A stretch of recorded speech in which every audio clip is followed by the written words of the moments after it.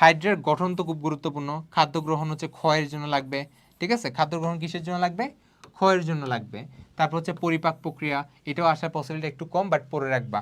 তারপর হাইড্রের চলন, এগুলো হচ্ছে খুব ইম্পর্টেন্ট টপিক। চলন, প্রজনন, মিথজীবিতা, তিনটা সবচেয়ে গুরুত্বপূর্ণ। ঘাসফড়িং, ঘাসফড়িং ক্ষেত্রে যদি পড়ি, গঠন, পরিপাকতন্ত্র, পরিপাক, এটা তেমন একটা আসে না। যেটা আসবে সেটা হচ্ছে এই যে এটা, শ্বসন, রেচন এবং প্রজনন প্রক্রিয়া। প্রজনন প্রক্রিয়া তেমন একটা আসবে না, রূপান্তর ইম্পর্টেন্ট। তাইলে সংবহন, শ্বসন, রেচন, এই তিনটা খুব ভালো করে পড়বা, ঠিক আছে? আর ঘাসফড়িং গঠনটা লাগবে হচ্ছে এমসিকিউর জন্য। কিসের জন্য? এমসিকিউর জন্য বেশি লাগবে। আচ্ছা, তারপর এখান থেকে ঘাসফড়িংয়ের মধ্যে সবচেয়ে গুরুত্বপূর্ণ টপিক হচ্ছে তার পুঞ্জাক্ষীর গঠন এবং তার দর্শন কৌশলটা, অ্যাপোজিশন এবং সুপারপজিশন, এটা এবারও দিয়ে দিতে পারে, ঠিক আছে? এটা খুবই ইম্পর্টেন্ট একটা টপিক, অ্যাপোজিশন আর সুপারপজিশন দুটার মধ্যে তুলনা। আচ্ছা, রুই মাছ যখন পড়বো, রুই মাছের ক্ষেত্রে আমার যেটা লাগে সেটা হচ্ছে রুই মাছের শ্বসনটা বেশি লাগবে, রুই মাছের বায়োথলিক গঠনটা সবচেয়ে বেশি লাগে, ঠিক আছে? এই দুইটা তুমি মাস্ট পড়বা। কি বলছো? এই দুইটা তুমি মাস্ট পড়বা, এই দুইটা একদমই বাদ দিবা না। ওই যে ফুলকার গঠন আছে না, এটা তো শ্বসন।